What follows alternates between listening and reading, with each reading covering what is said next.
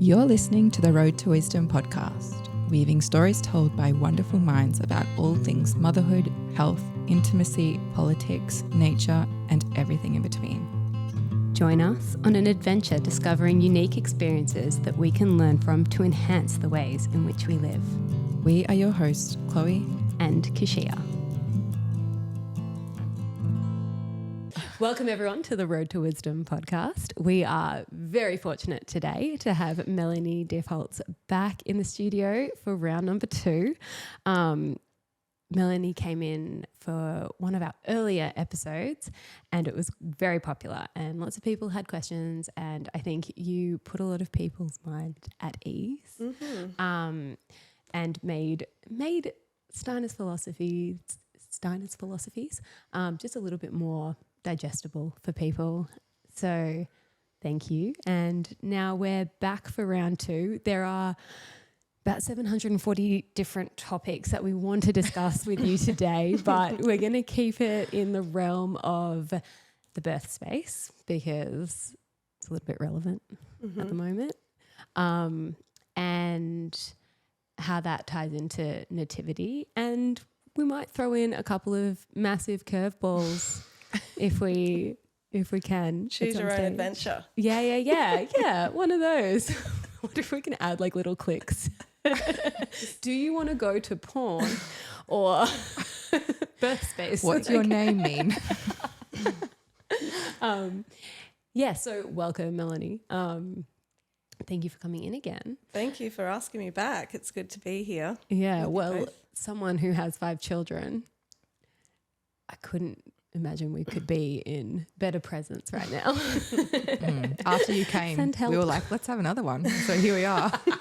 You planted seeds. No, I don't know what's happening with this podcast, but like everyone's popping up pregnant. Honestly, there was a period of time where we recorded and then there was like multiple people let us know that they were pregnant, including us. And we were like, what happened? What did we do?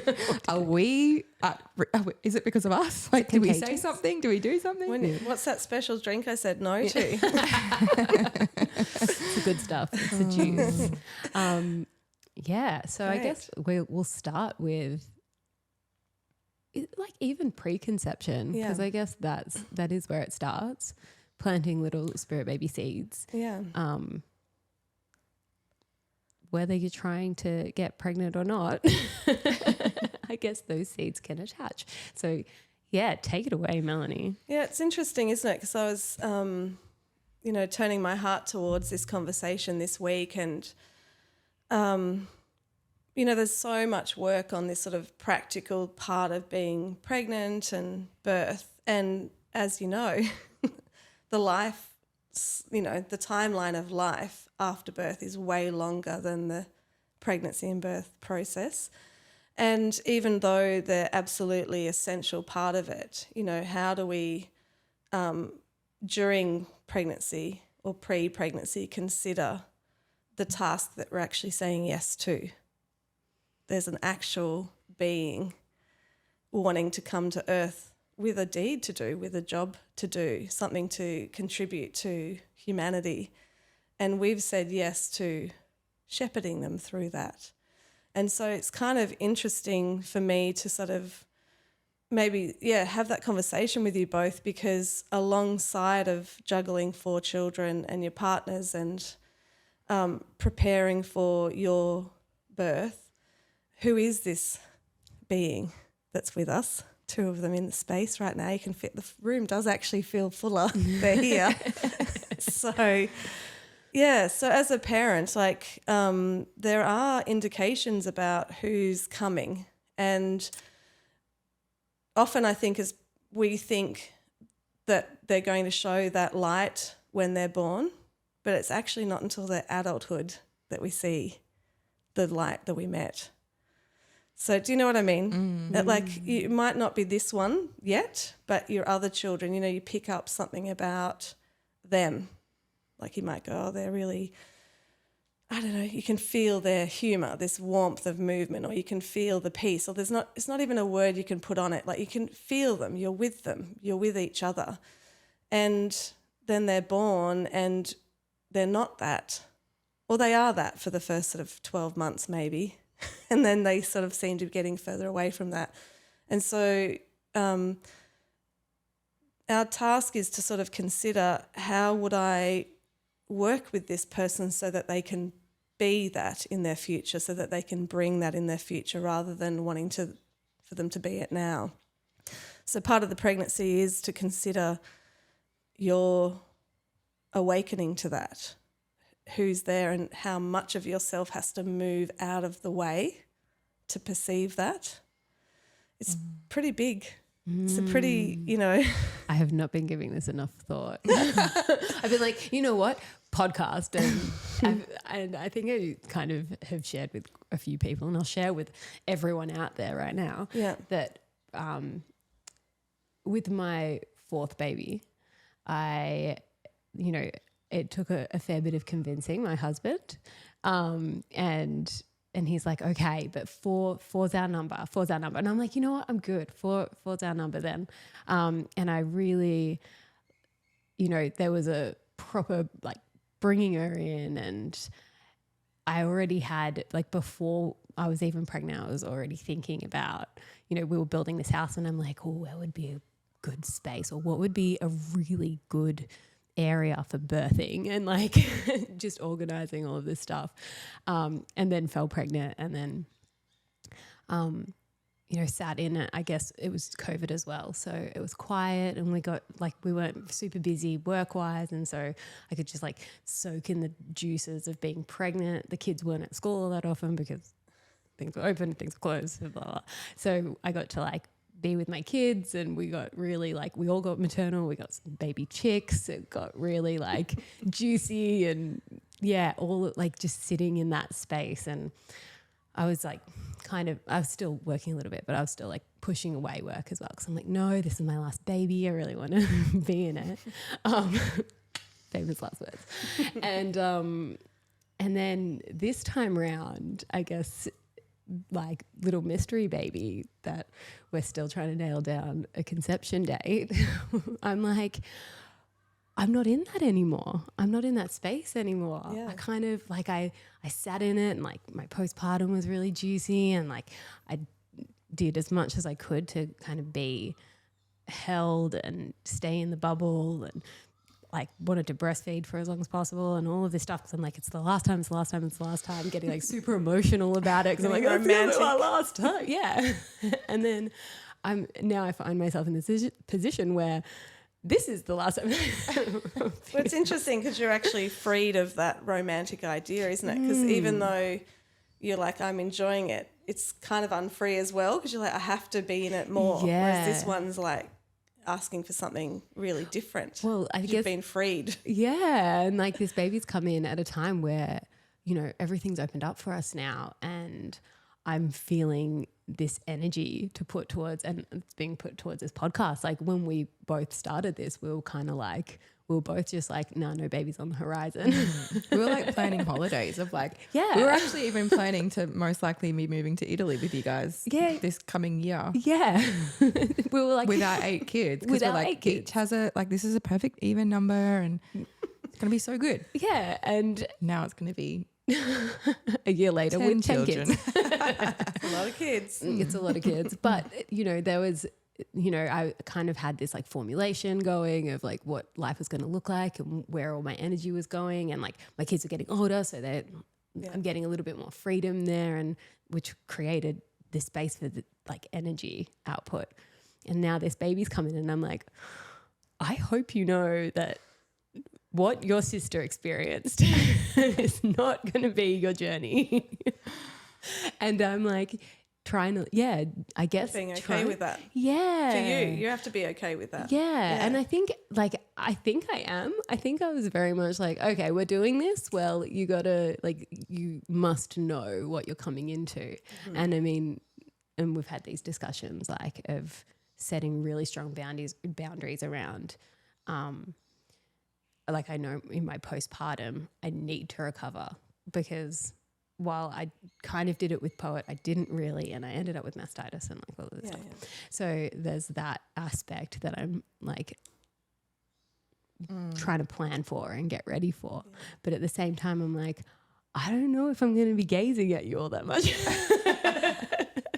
You're just not there though. That's the whole thing. I reckon you will in like a couple of months. Yeah. It changes, and that I think the thing that is for me is that this mystery, isn't it? Because actually to live with a mystery is to not try and grab hold of it or put anything on it or decide anything. It's actually to live in that taking in, which is what you're doing physically. You know, you're stretching out and taking in and allowing that space for the other. And so in this sort of connection, it's not romanticizing it or clinging to it or naming it, but it's actually being in that wonder of this mystery. And it is. Yeah. It's like it is. There's so much wonder in this because like every part of this journey so far, I'm still just like, how? And like, yeah, like, I mean, I've chosen at this stage to not seek external validation for whatever's happening in my belly. And so, you know, really trying to tap in every now and then. And I've had a couple of kicks, which have been nice, but I'm like, but are you still there?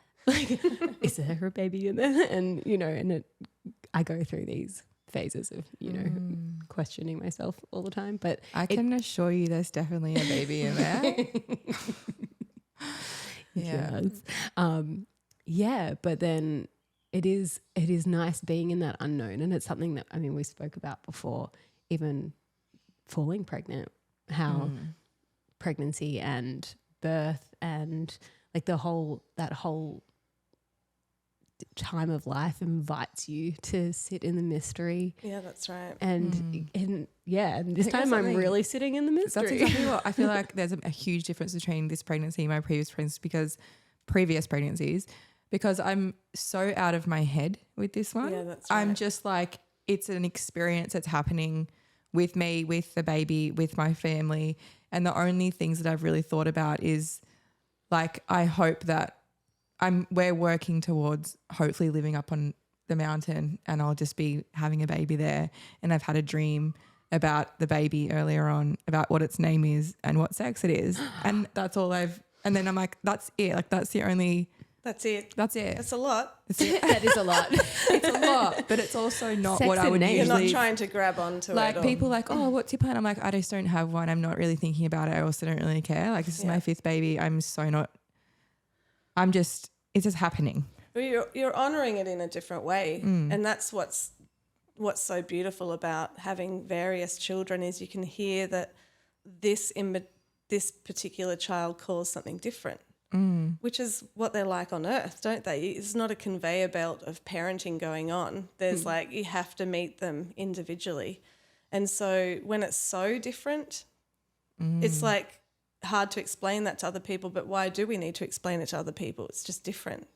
Yeah. So you are with it, you're just with it in a different way. Yeah. And being with it isn't organising, you know, an Excel spreadsheet about what you're going to do and when you're going to do it, but to be with this sort of, I'll hear what I need to do when I need to do it. Because they're just so different. Like I just knew who I needed to be near, who needed to be my care provider or not, or following that is, you know, I know that's not strong for everyone, but there is this sort of deeper mystery taking place, and that's very different to this material getting ready. It's not spoken about often. It's usually like a list. They're all just lists. Yeah. So like, what do you physically need for your baby? What is your birth plan? What are you packing in your hospital bag? It's very much like this external thing happening, but it's never like, who are you perceiving? Yeah. Yeah. It's funny. One of my dear friends just had a baby recently, and for the few months before her birth, and then I did a blessing way for her, you know, our phone calls were just filled with what she was perceiving, what she was going through that week, what was being prepared between her husband and herself, like all this sort of readiness that has to happen energetically to let someone in. Are we talking about that? Do you know what I mean? Like, because there's so much that this little one can't have you taking with them. So we have to go through like a clipping and a transforming of ourselves, not just our body, but who are we and how we're going forward really is happening in pregnancy as well, because who they need you to be is ready for them. And so it's really, you know, it's not to try and grab words of it, but to really sort of sit with how that nourishes you very differently to, I need this many suits and I need the car seat in, and that all happens. That's like, that all happens. Especially fifth time around, you've already got it all. It's there. Unless you're me with my first baby who literally didn't wear clothes because I was just like, what is this? I can't even put clothes on you. It's just a blanket and that's it. And I remember rocking up to like one of my first midway, like at her little studio space, and I took Birdie there and I was like, sorry, I just couldn't even dress her. And she was just like, okay. I still laugh about it because it's just, what a time. That's right. And she survived. Like for everyone who doesn't have the right number of suits, Birdie survived. She's doing great. She was a summer baby. She survived. Yeah. It's interesting though, because you could consider though what like I just know with one of my children when I was pregnant with her, I just felt this like enormous strength. Like she just was just like a powerhouse, you know. I could just feel this like really deep strength. And her sister, who was already on earth, was really like would spend a lot of time on my lap, and you know. But then the moment that her sister was born, she just fled my lap. Like it was like this baby coming in with her strength, gave her sister these wings to just kind of this confidence to be in the world. And when we went to playgroup the first time after I birthed the baby, everyone was like, we can't believe your first child is just so different. It's like, yeah, this baby's carrying this enormous, you know, strength, because it's really there. Like you can feel it for that first few months. And then she went through childhood. And it was like she ended up being really, really sensitive. Like she's very perceptive, like overly perceptive, and that would rock her, you know, because she's picking up so much. And now at sort of 19, it's like I'm seeing that powerhouse come back. It's here. She's just about ready to walk into adulthood. And that's kind of what I'm talking about, like when this mystery, like I don't even know if the word is strength, but I know I can perceive it, I can feel it, and I'm now starting to see it grow in this woman, because she's had like, you know, like if over perception, you grab it, it turns into kind of anxiety. And yeah, she's just been traveling around the world by herself. Incredible, like just not surviving, but absolutely thriving.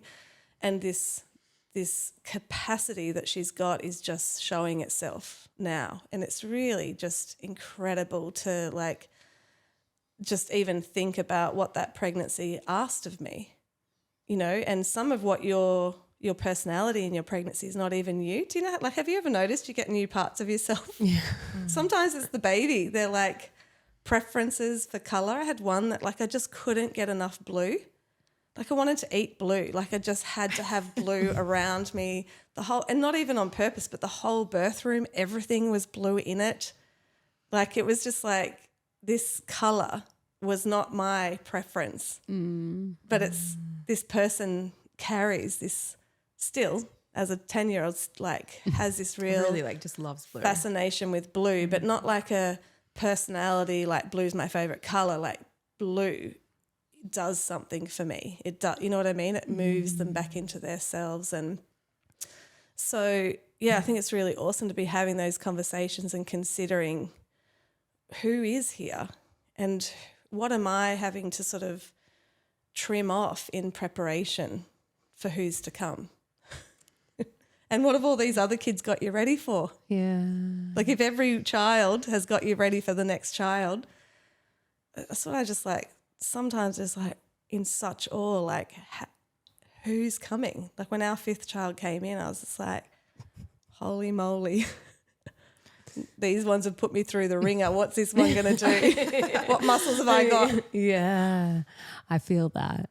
I'm like, because I've been talking a lot about my previous births with people and how you know, I had my first birth with my daughter, and it was hectic. It was so what you would see in Hollywood, and you know, and I feel like half the reason it was like a Hollywood movie is because that's all I knew about birth, and that's what transcribed.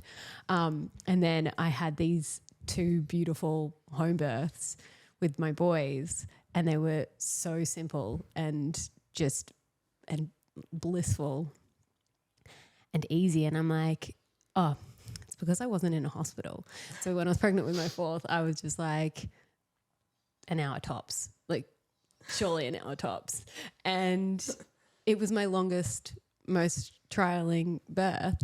So now I'm like, hands up, don't know what it's going to be. Like I'm not making any predictions. Like my first 3 babies were all born on the new moon. And so I was like prepped on the new moon for my 4th. I was like, yep, it's coming. Like this baby's coming now. And then that new moon came and went, and I was like, it must be the next new moon. So I'm like prepping for an extra like a 45 week pregnancy.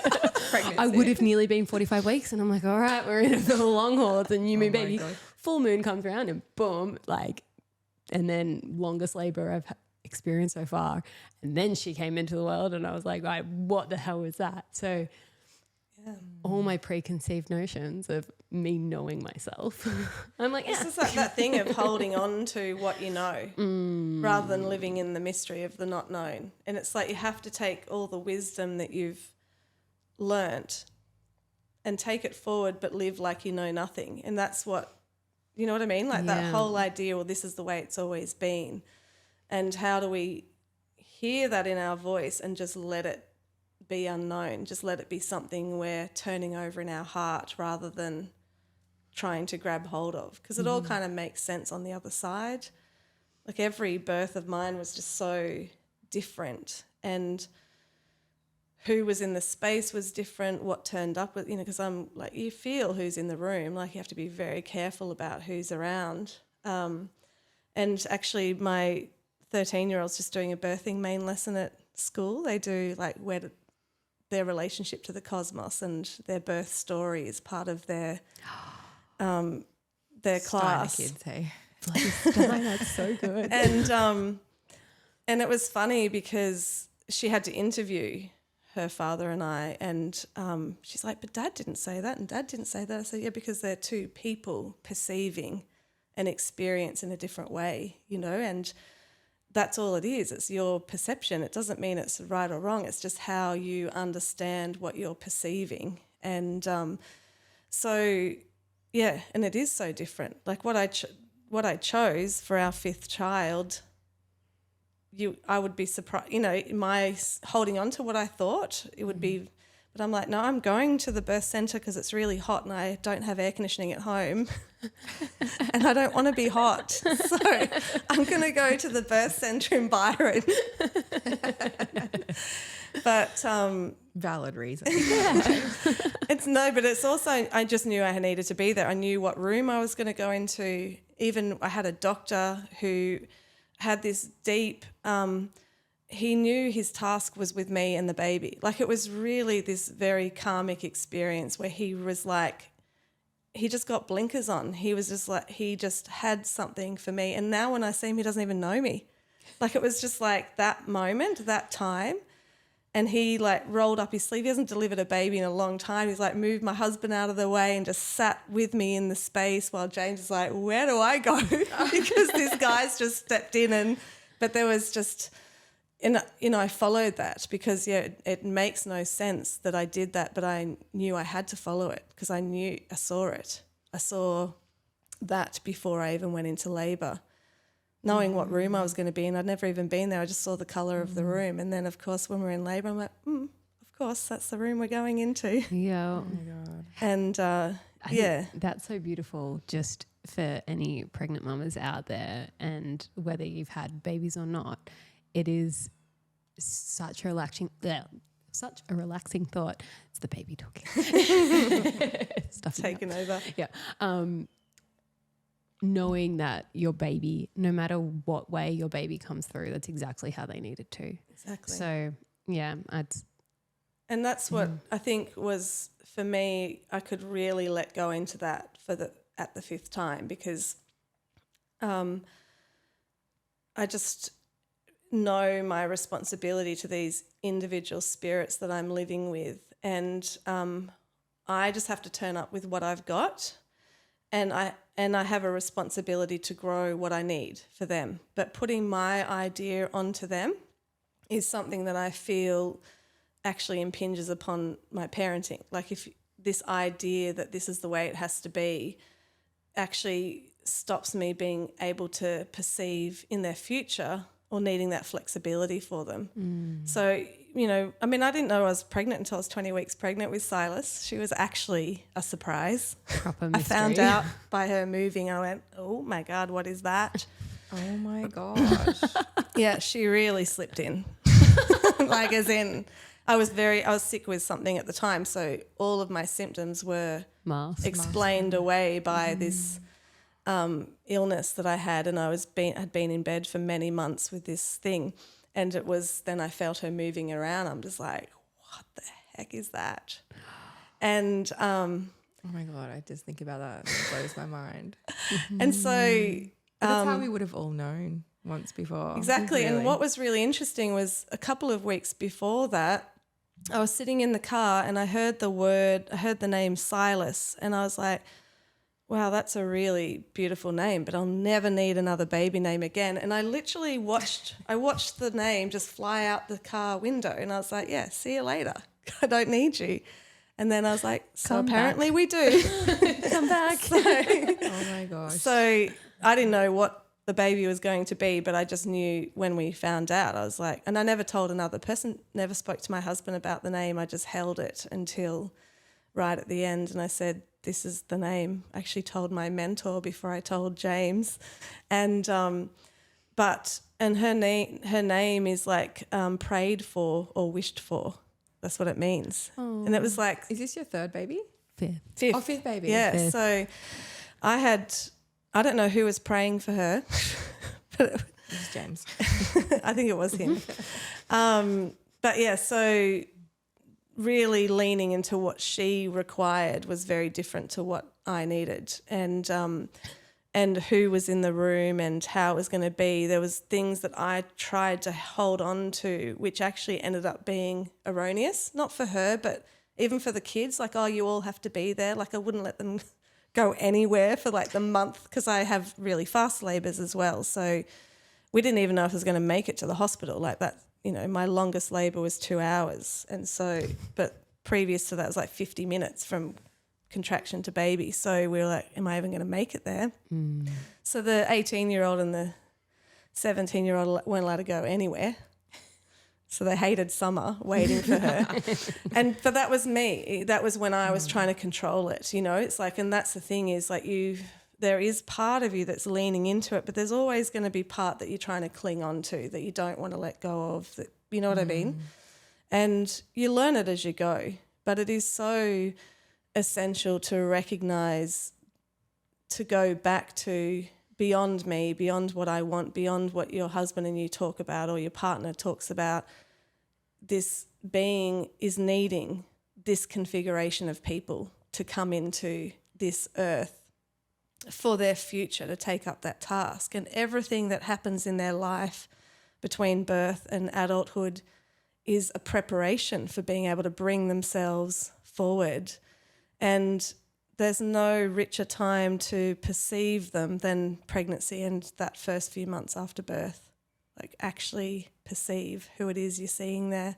And so one of the things in the anthroposophic sort of pictures is to work with the Sistine Madonna.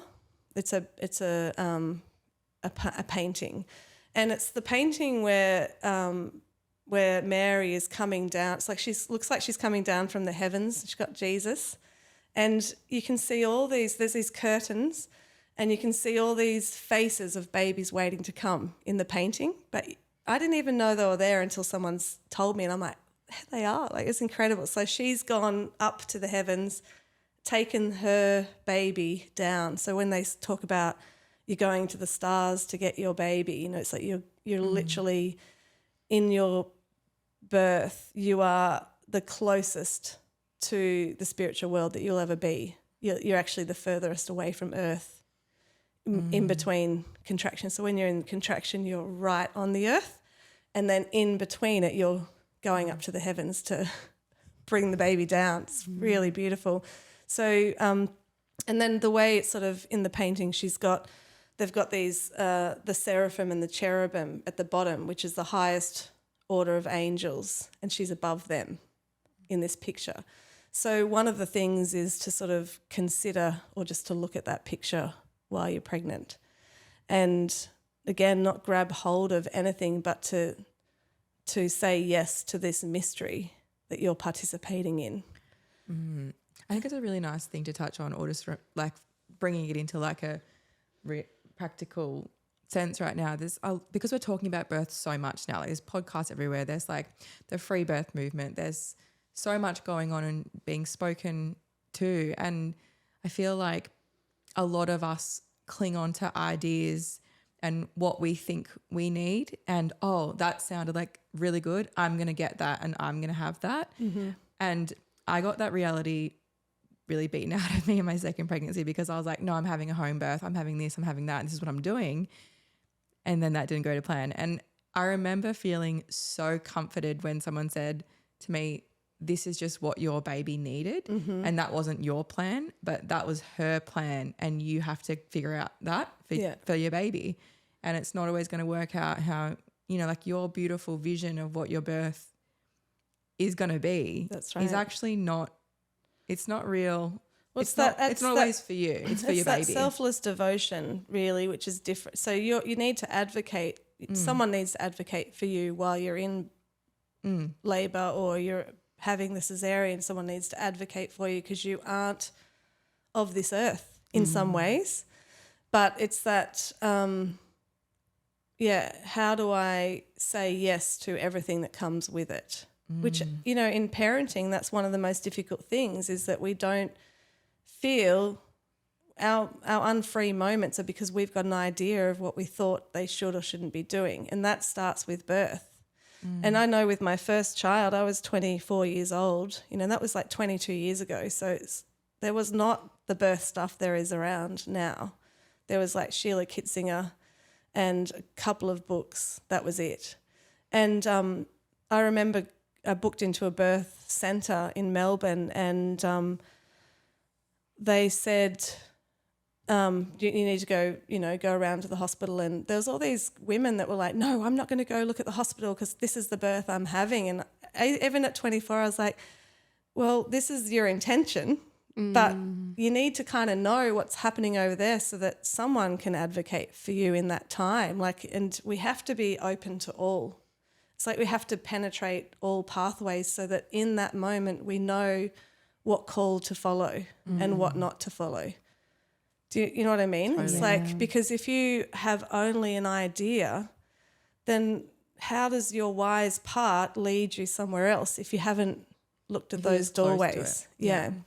So I think that's for me, is when I'm like working with that painting, is like, what does it mean to hear what the other needs?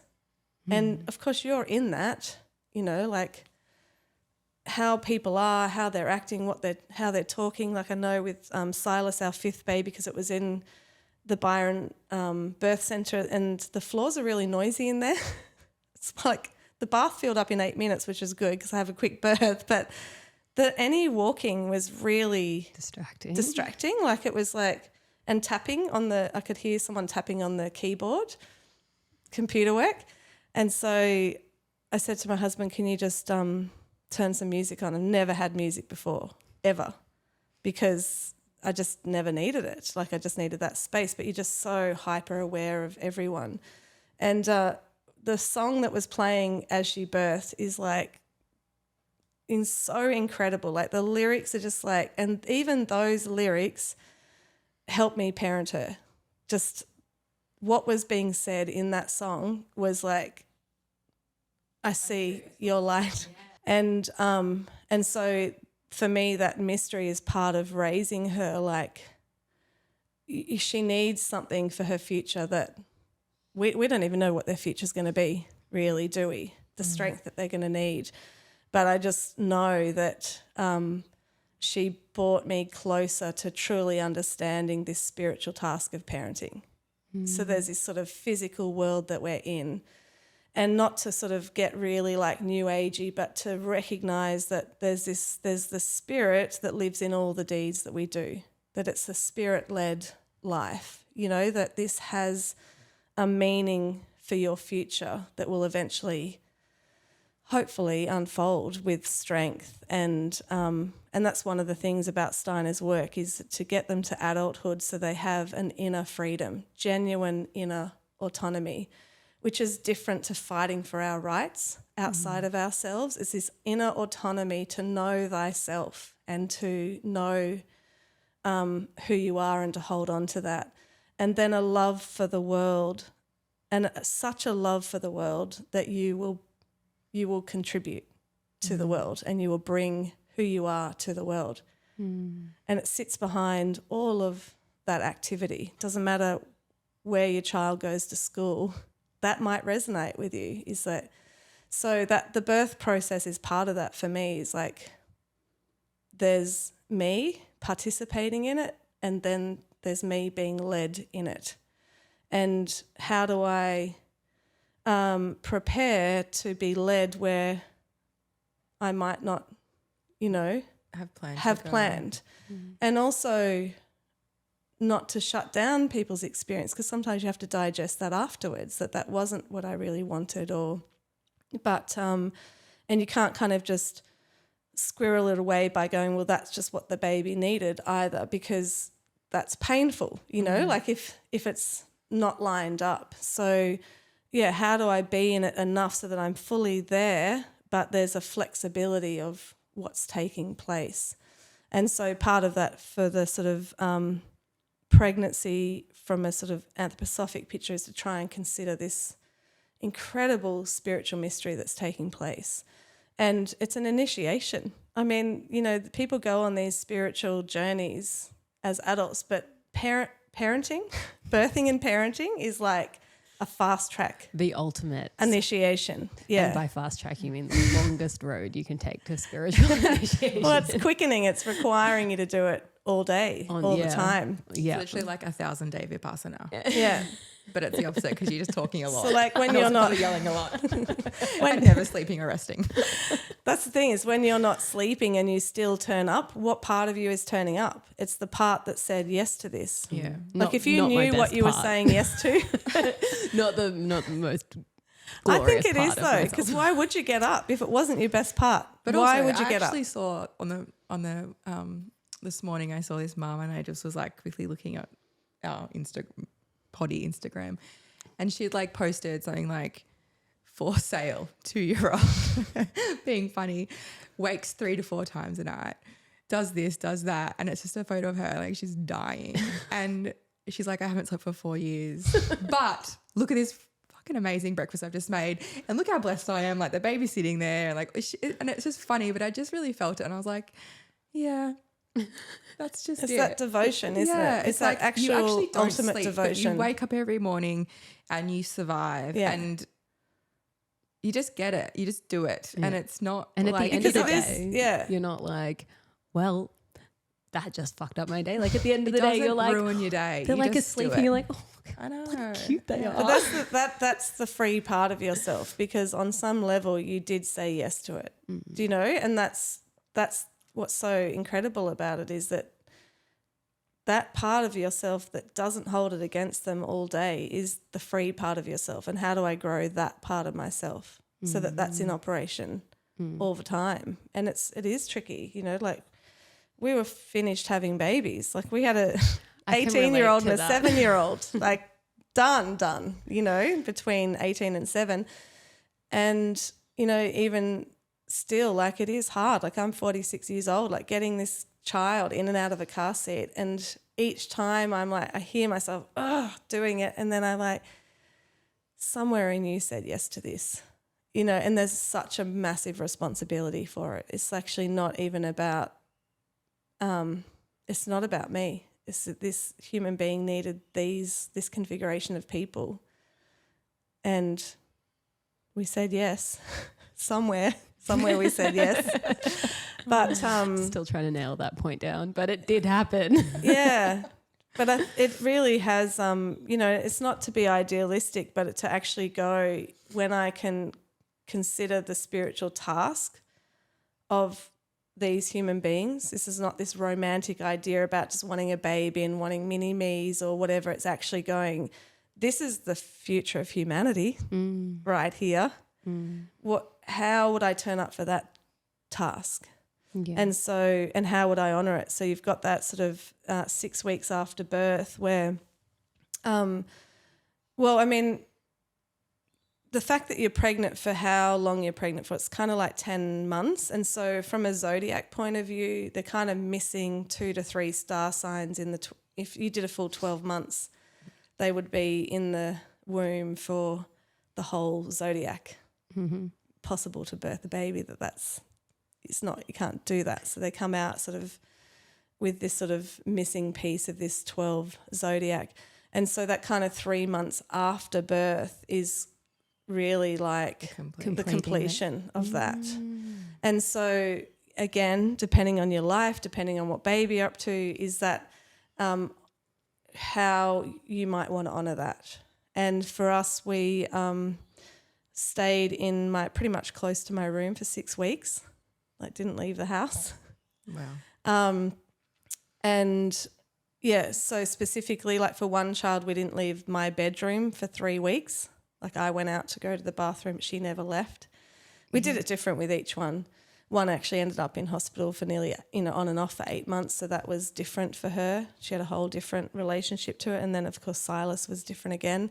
But there's a sort of this imagination around this sort of 3 months afterwards and what is essential, because there are essential things when you've got 5 children to be doing, and there's then honouring where this other person is. And that doesn't change. Like we've got 22-year-old conversations and we've got 3-year-old conversations in the house, and like we're constantly having to move between this spectrum of needs.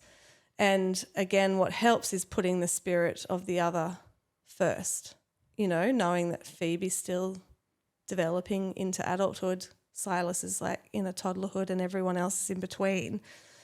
So that 6 weeks afterwards, or 6 weeks of sort of staying in, I know that there's many books about that sort of nourishment for the mother and the kidneys and the sort of the energetics for the mother, but there's also this sort of a softening into the world for the baby, that they're not separate from anything because they're this open being, and everything that's happening, they have to digest everything, like everything that's in the space, everyone's thoughts, everyone's feelings, everything.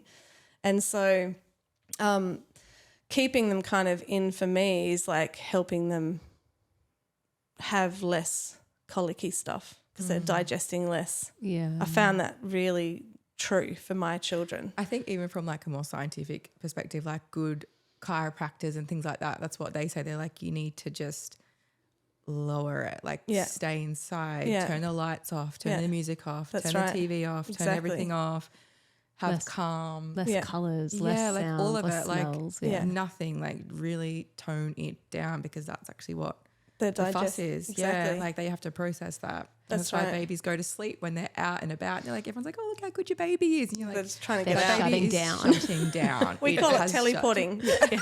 We're like, I wonder where they're teleporting to. It's like They just cannot cope with it. They cannot handle that's being. right. They wouldn't be able to engage with that. So they just Exactly. sleep. And then everyone wonders why they get home and their baby doesn't Scream. sleep all night. And they Yeah, and they scream scream and it then out. like, they have to. That's so interesting too, that like the digestion and the colic, like that link of you're like, as soon as they come earthside, they're digesting new information. And like when you put it in terms of the aware parenting stuff, it's like that's a stress. Like every time they've introduced to something new, might only be a little bit of stress, but it's still a stress that they need to process, and that will lead to crying. It's the only way they can kind of let It's that no different stress to like out. childhood too. Like after Halloween the other night when my kids wanted to go trick-or-treating, and I was like, all right. And Rosie, who's 3, turning 4, had a obviously totally different experience to my 5 and 7-year-old, because when she got home, she was just so frustrated that we weren't reading this book. And I was like, all right, this is like, I guess this is it. You got to process all that shit you just saw and all that scary stuff that you think gory. is scary and they think is fun. Like, you've obviously perceived that totally different, your experience. And you're just like, and I'm like, okay, I guess she just had a massive like our tantrum and cry. And I was like, all right. So I guess it's no different. And then it just, as adults and. But then we, so like how with do babies, we label it as colic. And you're like, well, could probably do something. It's true. Or a sugar meltdown. I could have easily just said, oh, I've had a chocolate. That's You're right. losing it. But really. Well, they know that even about kids' parties is actually not about the food, it's the activity that they have to deal with. So that's why we stayed in the bedroom for a couple of weeks, because if you consider, like, rather than me having to hold that energetic boundary for them, the bedroom does that. Because what person runs like a wild, crazy person into someone's bedroom? Like, if anyone's going to come and visit My you, kids. well, besides your kids, but, you know, like if you've got your parents coming to visit or someone's coming to visit, there's this kind of reverence when you walk into someone else's room. Yeah. And when they see you in the bed, they revere where you've just been, where you are. Their voices change, everything changes. So we kind of set up this, like, just a chair for the visitors, and they would come in and see us there if we didn't have many. But it was really like, it was just an easy way to put down a boundary and go, there's this mystery is still taking place. They're here, but they're not here. They're still coming in. They're like, everything is, they're feeling everything, and that's that passing around and all the things is another thing to digest. So so we did that. But, yeah, so basically our third child, I rarely left the house for 3 months, and happily. Like, it was actually a happy thing for me. But really funny is she is a real introvert. Like, she actually is an introvert. So I'm not really sure if I was doing that for me or for her, because it was like, yeah, it wasn't really like, there's no rule book to it. I just kind of followed that with her. We'd go out in the pram only, not in the car, all those sort of things. But it just was how our life was at that time. And yeah, so there's this sort of sensitivity that she's got. And I'm like, oh, that's interesting that we kind of locked away for 3 months till she had that full zodiac. But if people are looking up sort of Steiner pregnancy and birth, you might see these veils that people put over the bed. I don't know if you guys know about that, but you put a pink and a blue veil together over the baby's bed. And there's many things written about that. You know, some people saying it's the sort of the light that's shed in your womb, the colour of that light. It's like a violet light. It's not, you know, when you close your eyes in the sun, and it's like orange, but then it goes like a dark violet-y colour. So some people say it's around that. Some people say it's the colour of the spiritual world, like it's not an earthly colour. It's this sort of, this two tones together. So it's not actually dyeing one thing. It's the two of them together that create this light. And so, you know, it's such an ideal to put it over a bed, because how much time does the baby spend in a bed in 6 weeks? So we made curtains out of it for our bedroom. Really nice. Next level. Yeah. We're just really taking it to the next step. Yeah. Well, again, I'm just like, well, what is this? Because is it true? Is this real? Like, how, you know? So I know for myself that when I was in that light, I can't really quite find a word for it, but it did. I just felt really held. Like it was, you know, because you look normal, but you're not normal. You're still not fully back, you know. And so there was this sort of softness that light created for me, to have that kind of there with them. And, yeah, I've still got some dye if you want some. Yeah, cool. Because you only need a tiny bit. I have these big packets of this solar dye. If anyone wants to make them for us, like, that'd be great. We'll do next time you're in, Melanie, we'll just like get the buckets out and do it. Yeah. But yeah, so it's really interesting to sort of recognise that he did kind of really talk about that when someone is taking up a human life, There's many ways you kind of spoke into that, but also one of them was that smile at 6 weeks was a yes, I'm in. It's like it's a saying. It's like the last signature on the contract for them to take up that destiny, whatever that be. So there's these incredible mysteries that he's talked about, and you can see it symbolically in babies. But that's how I kind of then associate it to this Christmas picture that as an adult, we go through that rebirthing and that awakening more and more to who we truly are and the preparation required for that. And that's not necessarily at Christmas time. That can happen at any time of the year. But on like the spiritual festivals and how they're placed around the cycle of the year and the zodiac is significant to that. So how people want to sort of celebrate Christmas, or how we could honour what's actually happening for a mother, and this sort of picture that is a possibility of the awakening to something higher in ourselves if we choose to do that. So so that's how we got, when you said to me, can you come and talk about Advent? I was like, well, you guys are pregnant. Could be good to talk about that initiation. Yeah. And how then it's, rather than someone saying this is what you should do at Christmas, like consider that picture, this birth of this incredibly unique individual coming in, and that's happening on earth with this baby and these children. And in their adulthood, if they choose to, they can continue to have this awakening to who they truly are and why they're here. So Christmas is a time for that, for us in our house. That's amazing. So and what then you is get that? to do it every year. Yeah. So what are the things that you guys like do on a practical sense? Yeah, so on a practical level, it's the 4 weeks before Christmas. So 4 Sundays before Christmas is what's called Advent, and it's that preparation and purification of this sort of time. And how we kind of work with that is by, well, one of the things Stein talked about was that each week was one of the 4 kingdoms that live within the human body. So the first kingdom being the mineral kingdom. And that mineral kingdom is our bones. It's that, like, that mineral part of ourselves that gives us form. And so on that week of Advent, we collect stones and shells and crystals from the mineral kingdom, and we have like a little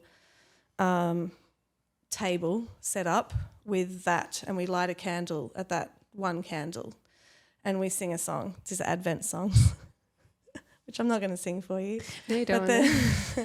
But it just is acknowledging this mineral part of us. Without the minerals, we would not be. So in the world, I mean, this mineral kingdom, this has been here for millions of years, these minerals. How many human beings how many times have we seen these minerals as we pass through? So the first week is that, and then the second week is the plant kingdom.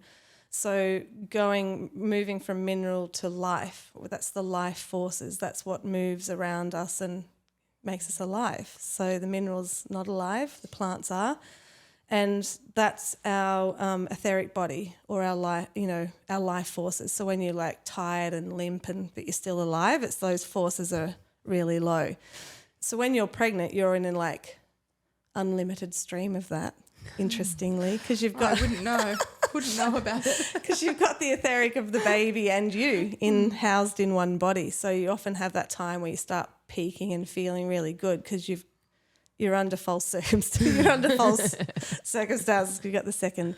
So then we, honour this through plants, and the song again acknowledges that without life we would not be alive. And then the third kingdom is the animal kingdom, and that's our our feelings and our activity. That's sort of how the animal world react out of their sort of animal nature. They like, dislike, go towards something, don't go towards something. And you can perceive that with your horses, like we've just talked about. There's this real activity of connection, but when you're not there, they don't think about you. They're just drawn to you when you're there, drawn to food, drawn to other things, and that's that feeling life that we have. So what separates the human is this ego, this I, the part of ourselves that can look upon ourselves and consider life and others. And that is the 4th week. So these are all this preparation of this sort of 4 parts of my being that makes it possible for this Christ child, this higher part to be born. Wow. And so with all the sort of, I guess, all the junk that goes on with Christmas, it's really important to us to have that, because it's nothing to do with Christmas. I just want them to know that in their future, if they choose to, they can continue a path of self-development, and they already know these are there. So how our children are considering it is this song every night, and songs about, we light the candles, we put the candles out, we tell stories. But what's going on for my husband and I is the adult version of that, like really honouring these 4 subtle bodies, which also makes it, again, easier to look at your child and go, this is incredible. Like, isn't it? Like, it's incredible to think this 4 subtle bodies are in this human being, and they can make you feel run ragged, and but it's an absolute spiritual being there that I'm not above, but I'm the shepherd of getting you to adulthood.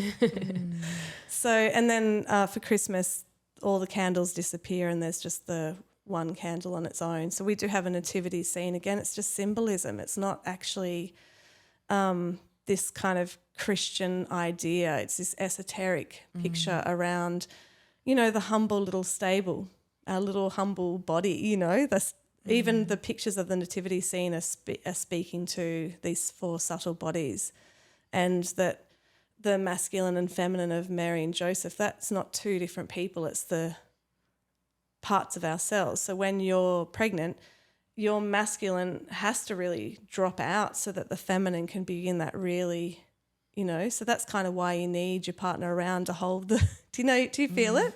Where you kind of feel them really holding that boundary for you, because you're going really soft. You have to allow that baby to take up more space. So the Christmas picture for us is less about trying to make it fit into Australia, because it fits as a human experience. Do you know what I mean? Yeah. The cold and the snow, like when you're in the dark night of your own experience of growth, you feel the darkness there. And what is it that keeps you going? It's this one star that shows you the way. And then it does go on until the 6th of January. It doesn't end there, because then you've got the 12 holy nights where there's an image that's where you're spoken to by the angels. So there's only these sort of time where the veil between earth and the spiritual worlds open up, and that's around your birthday. And Christmas is another one where there's this sort of opening. Again, doesn't matter where you are on the earth, because these 12 holy nights are a time where you can have dreams or revelations about your year ahead. Interesting. But have a look at what we do at that time of the year. Party! Isn't that funny? Yeah, the time where you could be most conscious. Away from that, really. Exactly. Yeah. I don't do that anymore. I go to bed like the same time as my kids on New Year's Eve. And I feel like one of our running themes it's probably a good time to go camping disassociation and be like it out is. in nature. It is a really good time to, and that's the thing is, like, when I talk about this sort of solitude or this quietness, it doesn't mean my children are quiet, but I'm living in a different way inwardly. And, I have to say that turning up to Advent every night, sometimes I'm just like dragging my feet, because it's like, I really don't want to do this.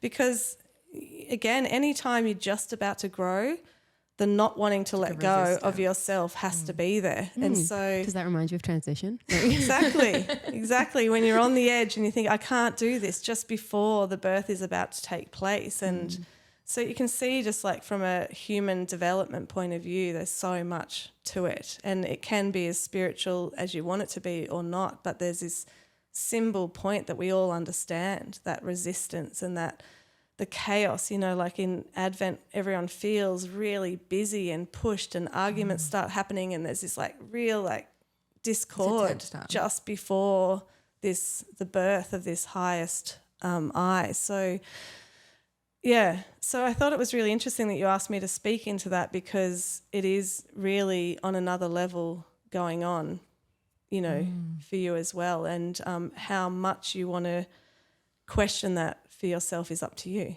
You know, you might go, whatever, I'm not doing that. I'm just going to plan my birth. No, I was actually just thinking, because we've been talking about like what we're going to do with these, because it's the first time we've ever had school holidays. Right. And I'm like, what are we going to do? Like, I feel like it'd be really nice to like really make the most of it. And I'm like, I just don't know what we're going to do. And now we're going camping on Boxing Day for 12 days. And there's something really beautiful about that epiphany picture again, like on that 6th of January when the 3 kings arrived. And I mean, my husband just would speak really well into this, but these was actually 4 of them, but 3 of them only arrived and they followed the stars. They were astrologists and they followed the stars to sort of find this way towards this happening. And again, on that day, like sometimes there's just this huge revelation and sometimes there's not, because that actually can happen at any time of the year. Yeah. Do you know? And that's we're like not locked into but that there's this time where from a cosmic level you're supported to experience that. But then you get to know it at other times of the year. So there is one of the teachers that I work with, Lisa Romero, she's got this inner work path.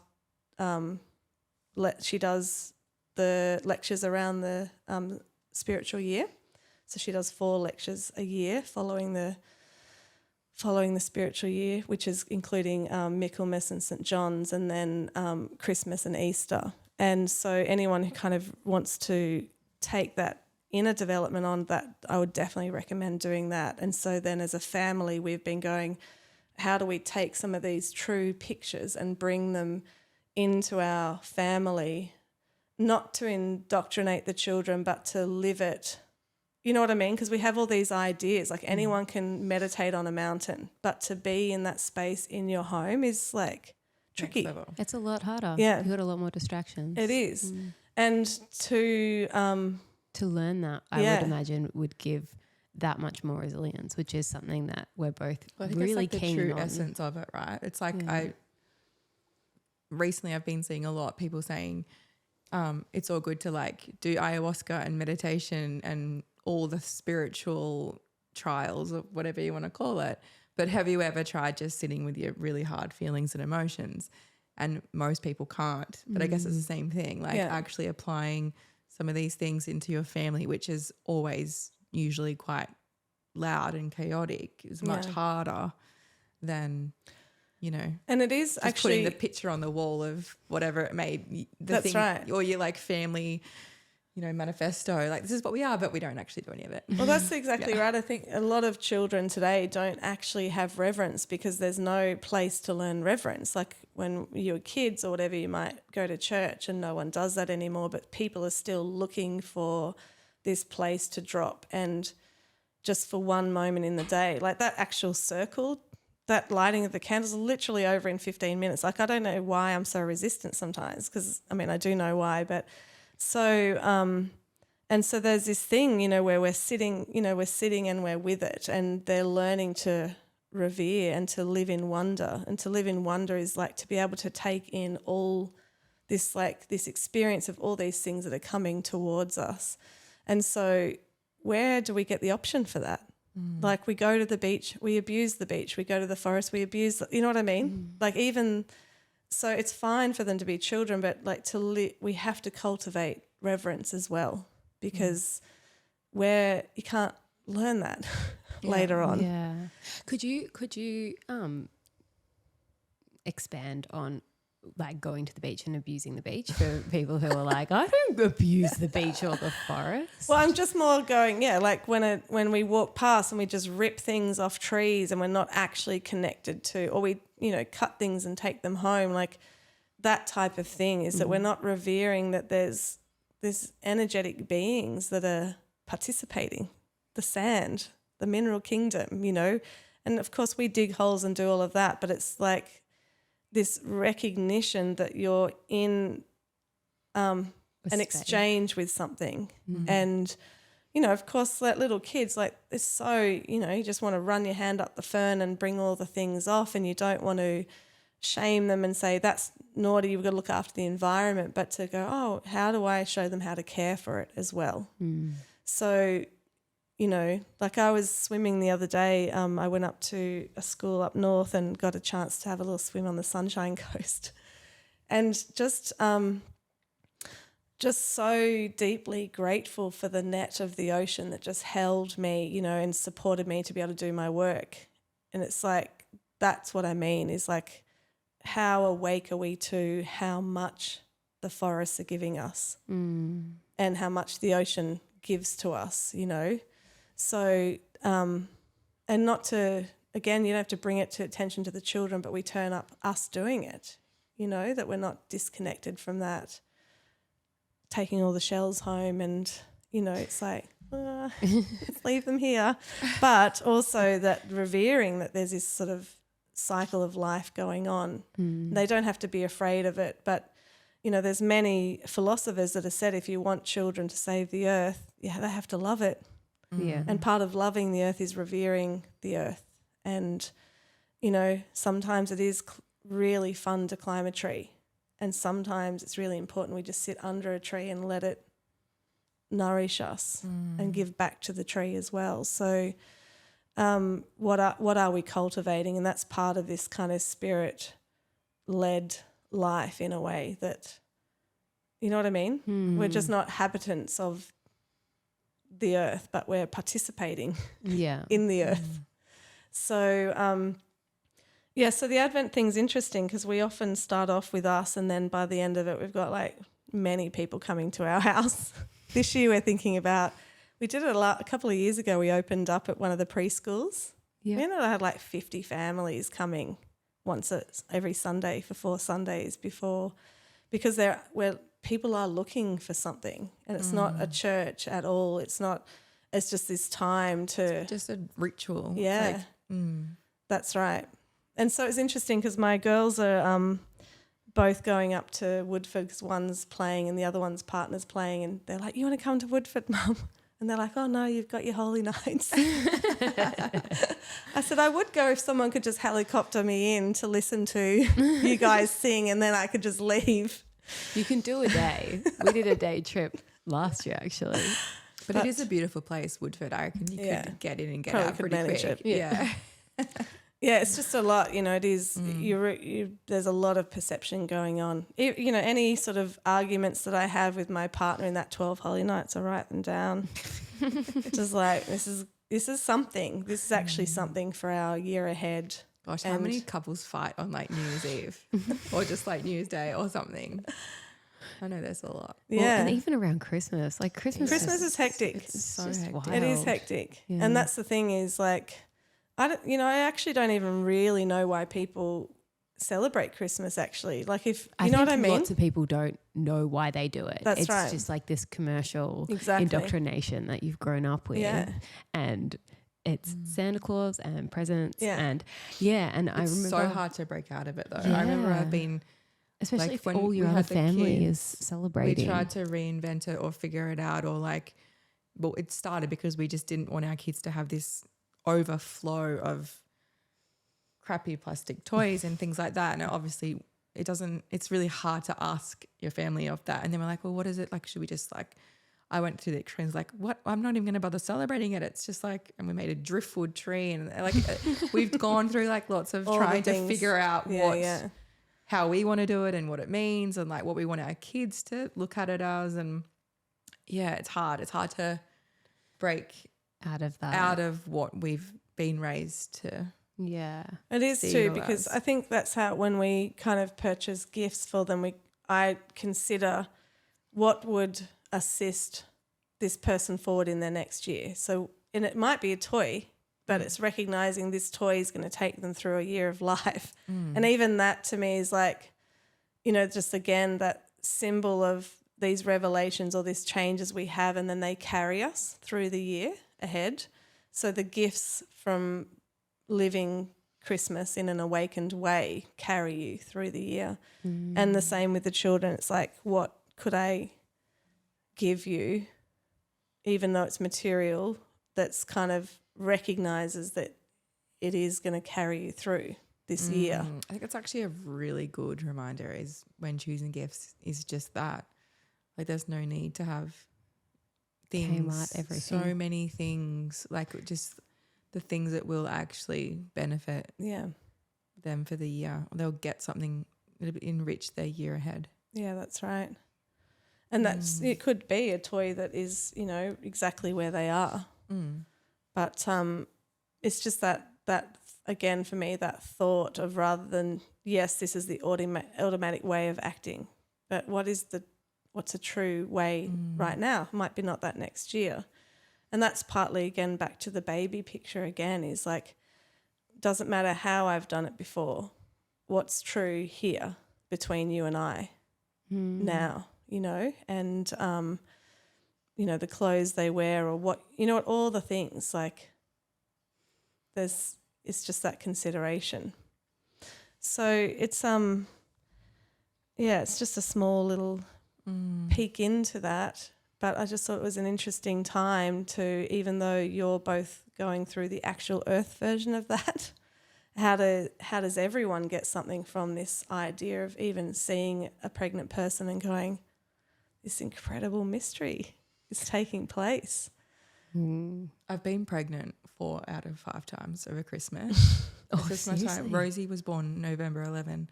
So she was the only one who I didn't. There you go. Yeah. Wow. It's very special. Do You're it pregnant and you over wait. Christmas. I love it. Well, because I've always conceived in like June or July. Yeah. And so, or around then. And so, yeah, it's always been like the same timeline, same time frame. Except Rosie, she just had to be the rogue one. And she is the rogue one. She has to throw around your idea of life into something else. Born on the 11th of the 11th.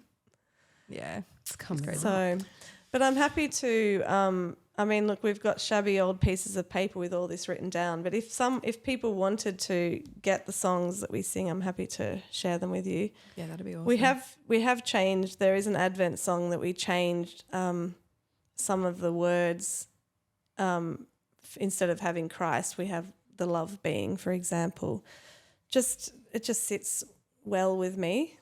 But I also understand these Christ being symbols. But I know for some people there's a real barrier around that, and it doesn't allow them to let the esoteric symbol speak. So I'm happy to let you know our songs, our lighting of the candle and blowing out of the candle songs. I'll put it in our questionnaire on Spotify and people sing out if you want it. We'll get it to you. I'm curious. I want to see it. With me. Oh, well, I feel like we covered a lot, but also not enough. There's so many topics. I think we should have like the Melanie show or the Melanie series. Yeah, because we did actually have a few questions on, I mean, recently, and I'm going to derail this conversation. We're done with this conversation now.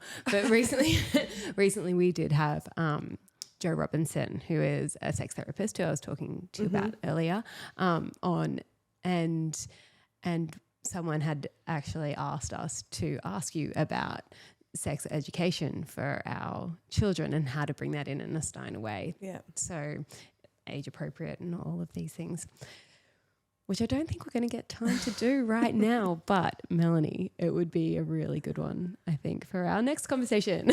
Yeah, well, that would be good because that's actually the work I do with many schools around. I can say the world now because I just got back from Taiwan working with the schools over there. Good. So we do work with this healthy relationships program from class 4 all the way through to class 12. So, bring me back. Yes. They can also check our website. There is all the sort of content that we work with there as well. But it is a big question. And, you know, at the basis of it is if we can recognise this spiritual individual being that is going through a growth process from birth to adulthood, how would we strengthen them to face any questions that we have? You know, I think we do meet a lot of these questions from the intellect or from fear, but if we can really school and honour and revere this spiritual being and strengthen their relationship to themselves, then a lot of the questions we have won't be a question anymore. Yeah. So, yeah, I'm happy to speak into that. That'd be amazing. So we've already mentioned your website, which we'll link to again. Yeah. I think it's actually on our first conversation. And is there any other things coming up for you, Melanie? This will air just before Christmas. So only that I'm off to Adelaide next week and then Cairns, and then I'm kind of quietening down for the rest of the year. But I would recommend if people are interested in working from an adult perspective with this work to go to innerworkpath.com and sign up to the Advent workshop with Lisa, because it's really powerful work, and it's many people from all over the world are joining, and it's really lovely to sort of have a place to live consciously, and if this work speaks to you, then follow that through for sure. Amazing. We'll link to that as well. Thank you again so much, Melanie, for coming in. It's always a pleasure, and we look forward to our next conversation. Yes. See you then. Bye. Thanks for tuning in to the Road to Wisdom podcast. To join the journey, you can follow us on Instagram at theroadtowisdom.podcast and at www.theroadtowisdompodcast.com. Don't forget to subscribe and leave a review. We look forward to seeing you next week with more juicy content.